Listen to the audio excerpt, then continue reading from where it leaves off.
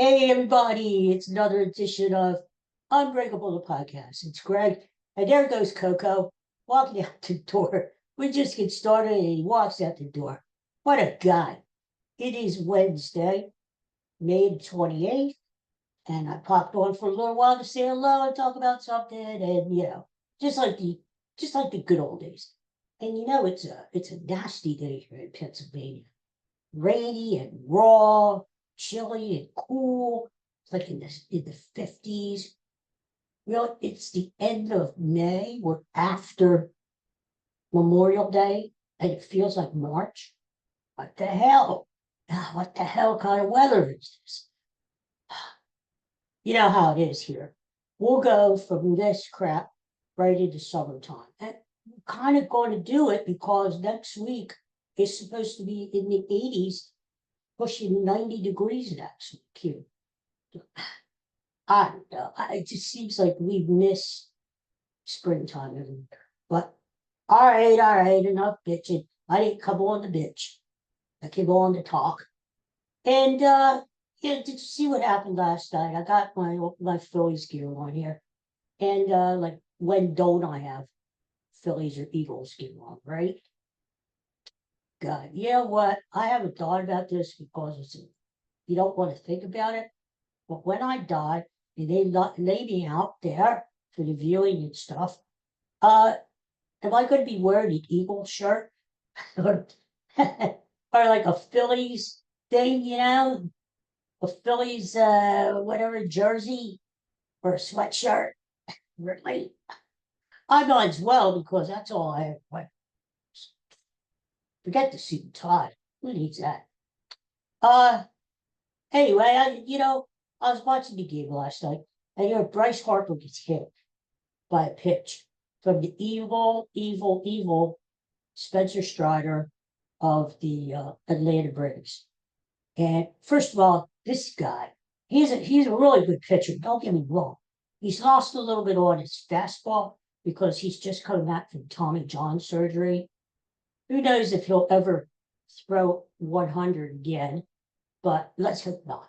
But he threw like a 95-mile-an-hour fastball last night, and he hit Bryce Harper right on the elbow. Now, one of the questions is, it was the elbow that Harper had surgically repaired. He had Tommy John surgery. And one of the questions is, why wasn't he wearing an elbow guard on that elbow? He usually does. One night there, he doesn't do it, right? I'm the same way. Like, sometimes you feel, I don't really need this. I feel a lot better. And then it bites you in the ass, right? That's how fate is. That's what happened. Hit him right on the elbow. Could have been worse. He could have had a fractured elbow or something. But apparently the x-rays came back negative. And he's got a bad bruise. So who knows how long he's going to be out. But, I think one of the questions that came up reading this stuff, number one, Philadelphia fans do not like Spencer Strider. He seems like a cocky, arrogant guy, talented, cocky and arrogant. And then he's got that like Horace Greeley, like a mustache, like I got it, but mine's not like curled up and stuff, like back in the 1800s. No, he's got this mustache. It doesn't look right. It just looks false and fakey, like 70s, like he's a porn star or something in the 70s. Anyway, so people just don't like him. He has dominated the Phillies over the years in the regular season. But get the Phillies in a playoff game against the Braves, against Spencer Strider, and they have dominated him. They seem to turn it up a notch. So, you got to respect him. But I don't respect his I gotta respect his talent, but I don't respect the man. Because why did he throw at Bryce Harper? Did he think, oh, well, I'll tell you what, I can hit his elbow. We'll get him out for like 2-3 months. We'll break his elbow. The Braves will have a chance to get back into the race for the division. and that sinks the Phillies, right? Well, God's on our side. That's all I gotta say. God, you're on our side. You're a Phillies fan. And it just wasn't warm enough. Yeah. I don't even want to think about if Spencer Strider would have had that 100-mile-an-hour fastball, but that would have did. But the bottom line is Bryce Harper seems to be okay. Question is, should the Phillies have thrown at one of the brave hitters to kind of get back at Atlanta? And, there's pros and cons each way. I mean, the Phillies ended up not throwing at the Braves. I think that's a reflection on the manager. The manager is a very passive guy. And I think that's the way he runs the ship. Passive. Very passively. Well, almost too passive. But almost to the point, like, is he still alive in the dugout picture? Is he dead? Anyway, so you can look at it that way, like, oh, well, it's not 1980 anymore. That was all childish, immature stuff. Back in the day, they hit you, you hit them, they hit you. Yeah, that comes. So I could see that. The Phillies are more focused on winning the game. No. Well, duh, aren't we all? Right? But then again, there's sometimes you just gotta stand up for yourself. There's that movie coming up soon. Karate Kid 2, Karate Kid 48, whatever. The Next Generation Karate Kid. It seems like they've done this before. Did they have a Karate Kid 2 out already? I don't know. Anyway, to bring it back the original guy, the original kid, and they're updating it. It's coming. And it's a movie about taking a stand. You don't want to be bullied anymore. That's it. Only so much we can take. I've had it with you. I've tried talking to you, and it doesn't work. So now I'm going to have to kick your ass. So anyway, so I could see that too. Where the very next inning, Ranger Suarez wasn't pitching stuff. Now he doesn't have the fastest fastball in the world, but he's pretty accurate though. And I could see if he wanted to punt somebody in the hip or in the elbow, you don't throw at anybody's head. That's sort of like an unwritten rule of baseball. Don't throw at anybody's head. So I think if Ranger wanted to, he could have plunked somebody. There's got to be somebody good, like Ronald Acuna Jr., who was out for a long time with a hamstring, torn hamstring, now he's back. Maybe put him out a couple of months, And but the Phillies didn't do it. So I can see one way you do it. You send a message back to the Braves. You said, Brave Atlanta, we've been down this road before. We're not going to take it. Number one, we are division champions. And we're not going to take it. And even now, we lead the division. And you are, 9.5 games out of the lead? A record under 500. I mean, one could say the Atlanta Braves are irrelevant anymore. I mean, I don't even think about them as far as a contender for the World Series. So for them to do that, they're trying to make a statement. Oh, here we are. We're the big bad Atlanta Braves. So what? So in one way, don't worry about them. Okay, they just want to make themselves more important than what they are. In another way, it's a good thing to send a message and say, we're not going to take that crap from you or from any other teams in baseball, who want to try that crap. We're not taking it. Let this be a lesson. So we'll see. I don't think we're going to play tonight because we're getting rain like usual here in Pennsylvania. And it's supposed to rain all the way till after midnight. So I don't think they're going to play. They'll either play a doubleheader tomorrow or the Braves come back at the end of August. their second last trip into Philadelphia. They may add it on a game that have a doubleheader. That's probably what they're going to do. They don't like to play a doubleheader last game of the series because that's usually getaway day that teams need to move on to the next city. So I don't think they'll play two on Thursday. I think they'll just add on a game at the end of August. Next time Atlanta comes to town. But anyway, it will be interesting to see if the Phillies do retaliate the next time they play the Braves, or the next time the Phillies go down there to Atlanta. So we'll see what happens. Otherwise, Phillies are in the lead in the division. They had that one little hiccup in Sacramento against the A's where they lost on Sunday. But they've been playing good ball. You got to hand it to them, Last night was only 2-0. But it seems like when this team needs to score runs, they'll score runs. The pitching is that's what's going to get them through. I mean, think about it. Noah was on the injured list, and he wasn't pitching well anyway, but you got Zach Wheeler, who is a Cy Young contender. Christopher Sanchez is 4-1. He's been pitching well. Ranger is 4-0. Pitched a shutout, 7 innings last night. You got Jesus Luzardo, who I was high on coming into the season because he was a stud down in Miami, and Phillies got him for a song and dance, and he's been pitching very well for them.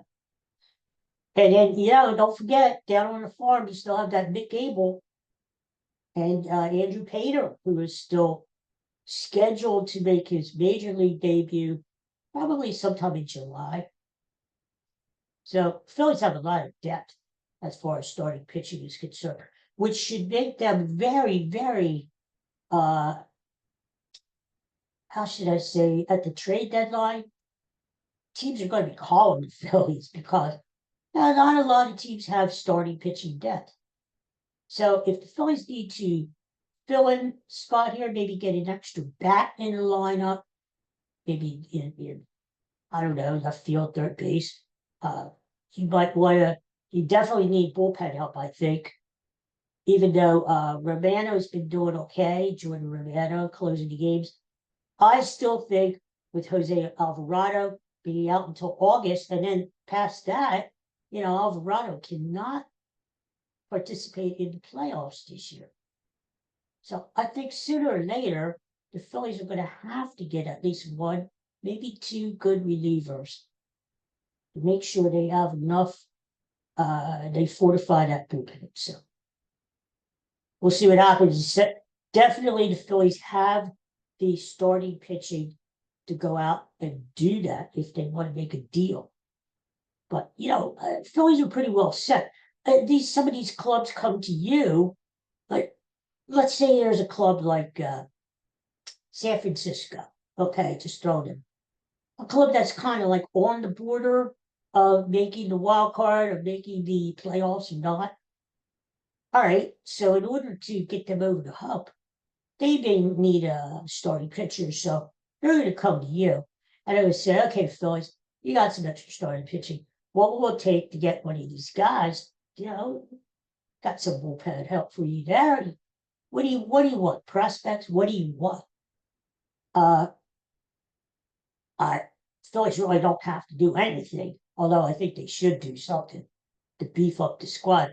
But they don't have to do anything. Whereas a team like the Giants, a team like the Houston Astros, Cleveland Guardians, teams that are like right on the edge, they have to do something if they want to make the playoffs. So those kind of teams, you literally hold them up. And you say, no. I'm not going to settle for, look, I love Ruben Amaro. And after meeting him not too long ago, he's a great guy. But he wasn't that great of a general manager. And one of the reasons why he wasn't great as a general manager was he settled too much. the year, what was it, 2015, he had Cole Hamels, and we wanted to trade Cole Hamels because the Phillies sucked, and Cole Hamels was really the only asset the Phillies had at that time to bring back some young talent so they could rebuild the team. Well, he did. He traded Cole Hamels to the Texas Rangers for foreigner prospects, but you get their best prospects. He got like the number 7, the number 10, the number 12. No, no, no, no, no, no. If you have something that team really needs, and they're calling you, you hold them up. You try to get their top prospect. Maybe they're number 2 or number 3. Certainly has to be in the top 5 because you have something that they want. So I didn't want to be rude to Ruben when I met him, but I thought to myself, Jesus, yeah, I could tell this guy, what the hell were you thinking of? Yeah, Ruben, remember that trade he made with the Texas Rangers way back when? What, 10 years ago? What the hell happened there? Why didn't you get the best guys? You should have, like, went into Texas's farm system and handpicked whoever the hell you wanted, right? That's what he should have done. But instead, he settled, and, none of those guys really turned out to be anything, these prospects that he got back from Texas. So that's the way it should be this year. You got something that a team wants, you make sure you get their best prospects back, at least. I would settle for less. Nope. Dave Dombrowski, if you don't have the guts to do it, call me up, okay?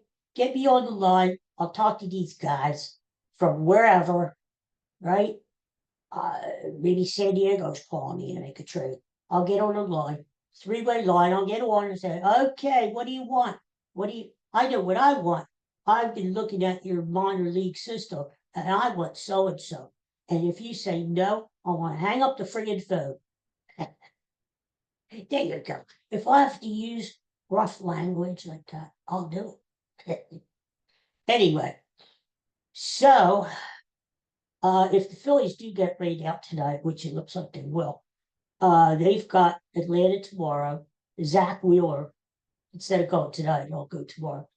And then they got Milwaukee coming in every weekend. And Milwaukee's not that good. I never thought Milwaukee was that good. Nah. And they got Matt Klentak working in their system now. Whew. Talk about dreadful. Oh. One thing I do like is they still have my man, Rhys Hoskins.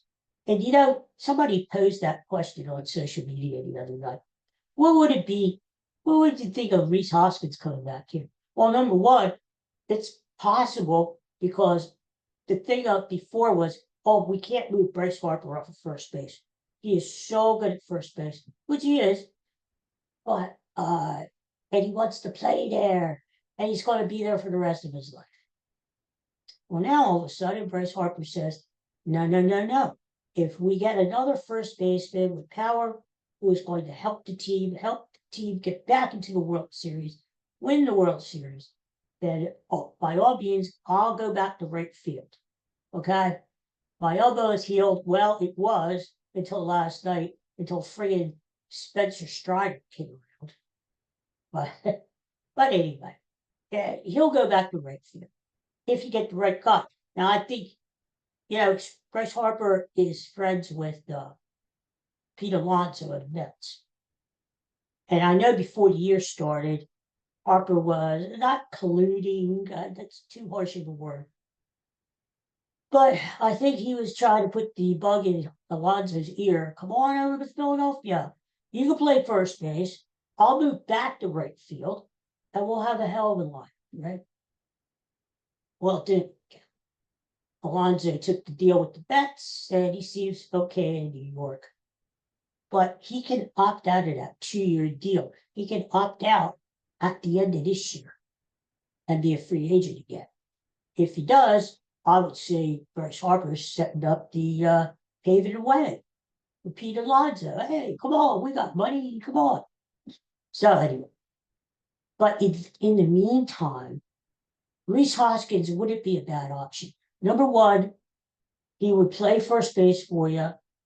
Can you imagine the emotional lift he would give that team? I mean, he was the heart and soul of the team. That's one of the reasons why I didn't think it was a good idea to let him walk away. He was the heart and the soul of the team. You were going to let him play first base anyway before he got hurt in spring training a couple years ago and messed up his knee. So I would take the chance. He gives you power.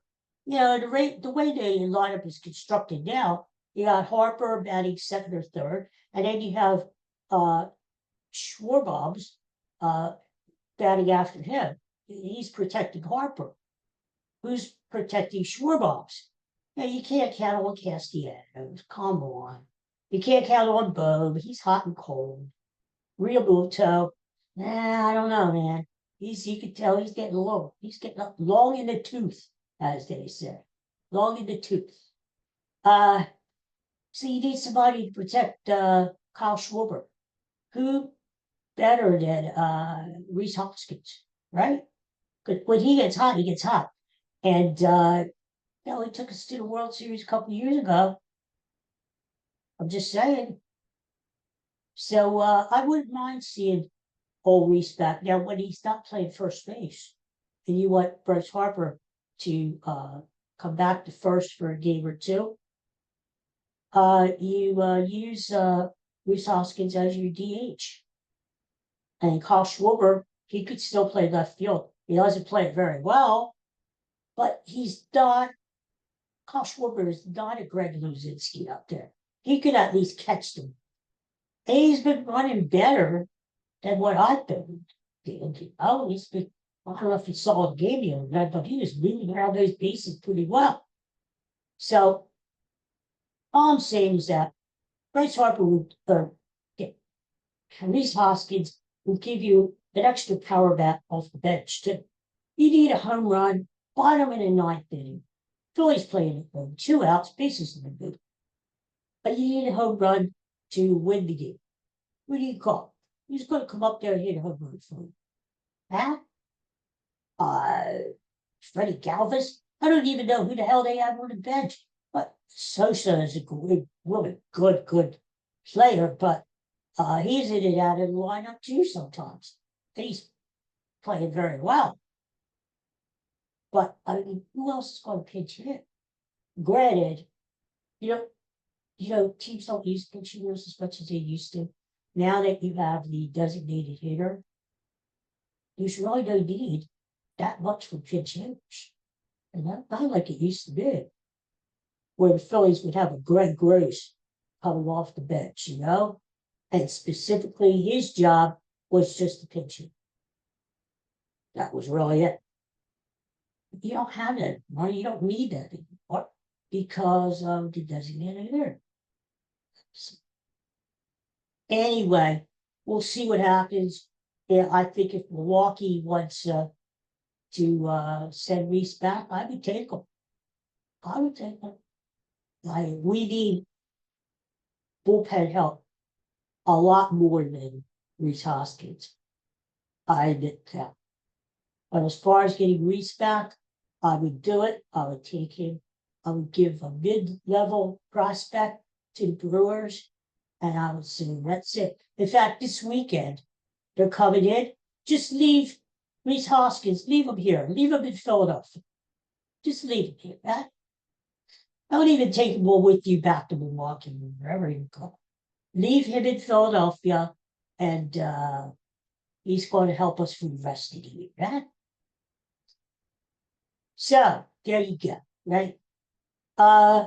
So final thing, yeah, Phillies are playing well, and we don't even have a paid, and we're not even in June yet. We're close. Kyle Schwarber has 18 home runs, and we're not in June. If he has a typical June like he usually does, he may hit 10, 12 home runs in June alone. He could have 30 home runs by the All-Star break. Think about it, right? all these people were saying, oh, Phillies aren't going to win the division. You got the Braves, Braves. Yeah, right. The Mets, hey, the Mets were first for a long time. But I told you before, the Mets don't have the pitching. Yes, the Mets are a good team, don't get me wrong, but they don't have the pitching like the Phillies have. I think even your diehard New Yorkers would admit to that. And pitching is the name of the game. So that's why I always thought the Phillies, no matter what kind of problems they were going through early in the season, eventually the Phillies would be the team to beat in National League East. And people are talking about Dodgers. They've been getting beat lately. Dodgers and Yankees World Series. In fact, they're playing again this weekend. The Yankees are going out to LA for 3 games. And everybody else, well, it's New York and LA, right? They're gonna get all the PR anyway. But yeah, okay, all right, they're good teams. What about the Phillies? What about the Phillies? Nobody mentions them up there, but the elite teams in baseball. I think they should be mentioned. I absolutely do. So no, I just think Phillies, for all their trials and tribulations, I believe the last time I looked, their odds to win the World Series was still plus 1,200, I believe. Their odds to win the National League, I believe, plus 700. That's some pretty good money. Yeah. And I really think the Phillies could do it because I look at it this Phillies, their window for opportunity is closing. Because let's face it, Bryce Harper's not getting any younger. Neither is Zach Wheeler, although he's still pitching great. Neither is Aaron Nola. He's starting to break it. All these other guys, Schwarber, they need to extend his contract. All these other guys are getting older. So if you're going to do it with this core group of players that have been together for a few years, they better do it this year because uh, they're not going to be together all that much longer. Win or lose. I hate to tell you. So I really do think the Phillies have a great shot this year. I don't think the Dodgers are as talented as last year. I don't think the Dodgers are as hungry as they were last year. If you end up playing the Dodgers in the National League Championship Series, good. As long as you can keep Ohtani under wraps there a little bit, I think you have a pretty good chance to beat the Dodgers. So we'll see what happens, right? Speaking of New York, did you see that with the Knicks are 1 win away from being eliminated from the NBA playoffs? Boy, I was crying last night. I was so upset. that pouty face. They always freeze like one thing here to put like on the episode. They have a fake. I'm like this sometimes. I'm like looking up or looking down. I hate to see that the face that they use for this episode would be like the pouty face that I just made. Oh, that would be good at all. Oh, but the Knicks, they go back to Madison Square Garden tomorrow night. They're down 3-1 in the series. They could come back. 2 of the 3 games are in New York. Let's. They're just not good enough. I'm not a fan of that coaching. Thibodeau, whatever. He looks weird. Does he look weird? First, you got that hair, that's just sort of unruly, and then look patching it. I don't know. And he always kind of looks like he has a diet.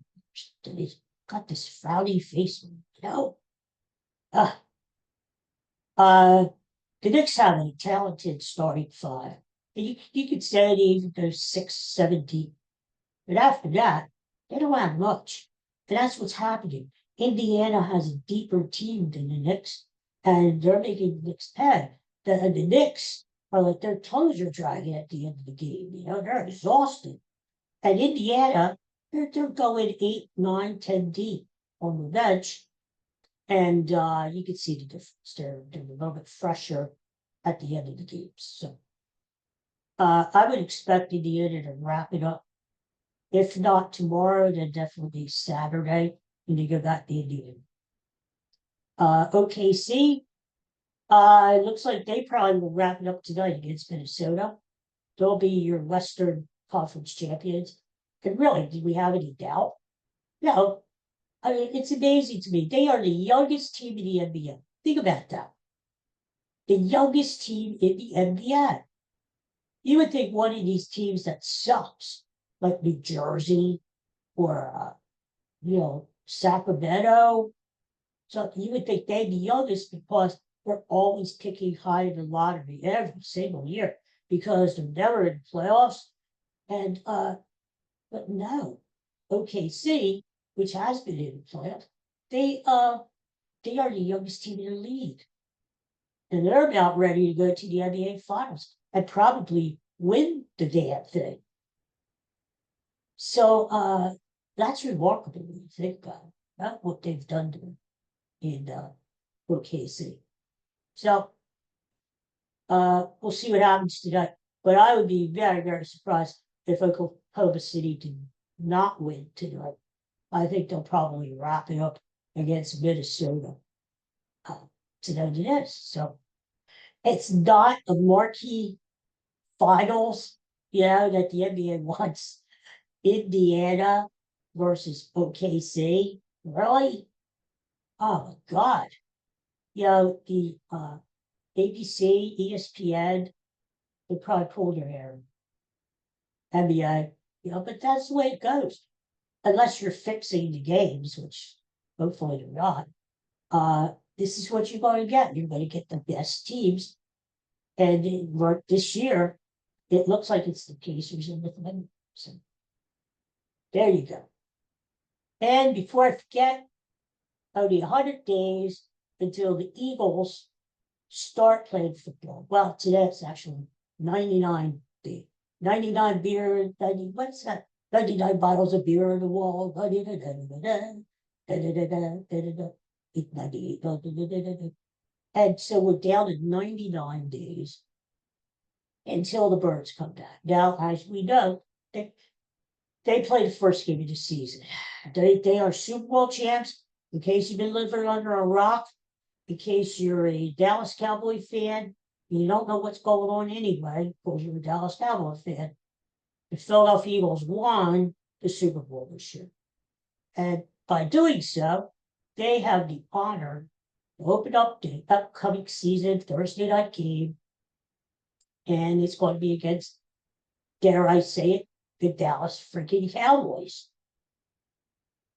in 99 days. So, I can't wait. I can't wait.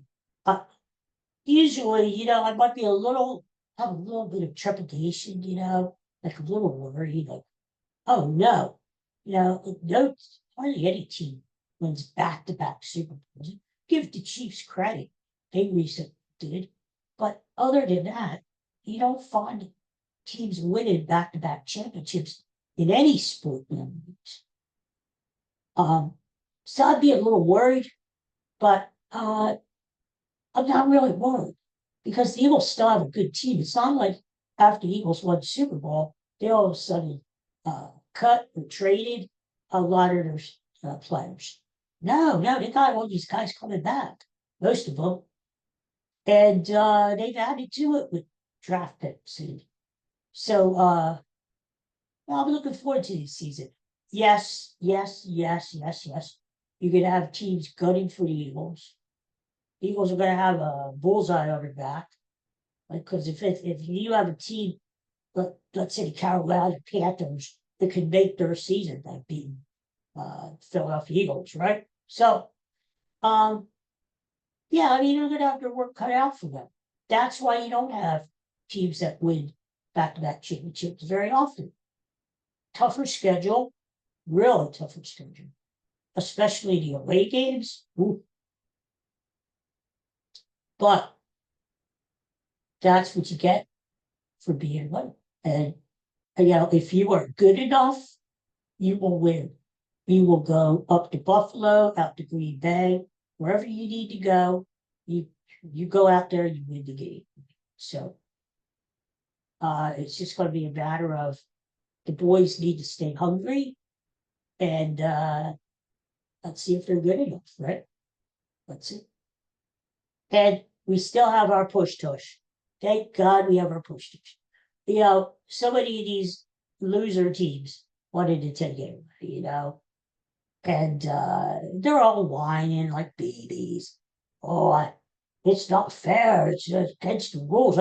Oh, it's not football. We're not playing rugby. Oh, God, get out. Go home. Go home. A lot of these other teams, like the Cowboys, like Washington, like the Giants, you name it, they're all jealous. Jealous, jealous, jealous. The Eagles have perfected that play to a T. And the Eagles aren't doing anything illegal. They just have the best personnel to run that play. They have a quarterback who could squat 600 pounds, and you need strong legs in order to successfully complete the push tush. They have probably the best offensive line in football. And did I say more? You have to have a solid offensive line to do the push tush. So I say to all these other teams, right? Why don't you get the personnel that you need and implement it yourself? Don't whine about it. Do it yourself. See if you can do it. And if you can't, then try to stop it, right? Come up with a scheme. Have these coaches stay in their offices all night long and say, you're not getting out of your office until you come up with a way to stop the push tush. Like Jerry Jones down in Dallas. He could go down there. I don't even know who the hell the coaches anymore. But he could go down there and say, you ain't coming out of that office until you have a solution to the push tush.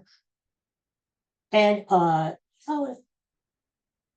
why hadn't anybody thought of anything by now, right? I don't know. So I think teams would rather complain. I think so. Oh, the Eagles can't do this. Blah, blah, blah, blah. Well, they are going to do it, at least for another year. Now, next year, maybe when you go down to the owners' meetings, they will take another vote, probably, and maybe it will be banned. But, it's still alive this year. So, Eagles, I'd love to see one game, especially like when they go up to Green Bay and play those losers up there. All they do is run the push tush. Just run the push tush. Get first downs, go right down the field. Push tush. You set your wide receivers out there just in case, like, just in case you want to throw the ball. But mainly all your guys are up near the line, and you do the push tush over and over and over again. Not only do you gain yards, but you really pissed Green Bay off. It's so there you go. All right, so that's it. You know what? I think I'm coming back tomorrow. Why not? Right? What the hell? Why not? I used to come on every day, and then I found out that nobody really watches it. Not really. And I've been sick with this kidney stone. I still have them. Yeah, can you believe that? They've done 2 procedures and they're still there. Well, thank God. Next week, I go back and don't go back. I go to Philadelphia and see a specialist. And hopefully that specialist is going to say, oh, Greg, we got you covered. We know what to do. You're not going to have a worry. Until then, I pee. That's all I'm doing is peeing. Luckily, since this podcast has been on for a good half hour or so, I haven't peed. So there you go. There's always a silver lining behind every cloud. Okay. All right, everybody. Well, I hope you have a good day. I will be back tomorrow. I think one of the things we're going to do is we haven't done a TV or movie classic in a week in a long time. And that used to get me the most viewerships. The one I did, what was the Beverly Hillbillies? That's right. I did the Beverly Hillbillies one week, and I had close to 100 views. Now, each stage, 100 views, that's nothing. You know, it is nothing. But to me, it's like a big deal, because when you're used to getting like 2 views, 100 is really good. So I'm thinking about doing a TV or movie classic tomorrow, just to have a little fun, right? Take my mind off of peeing, and yeah, just have a little fun. So I think we're going to do that. I think we're going to have another episode tomorrow. Tonight, go Phils. I don't think you're going to play though. The rain painted the deck. But I'll say go Phils anyway. Yeah. And everybody have a good night until I see you tomorrow. Take care. Peace and love to everybody up there. Coco is right there. There he is, my man. He says goodbye to tomorrow. So I'll see you then, huh? Everybody take care. Bye-bye.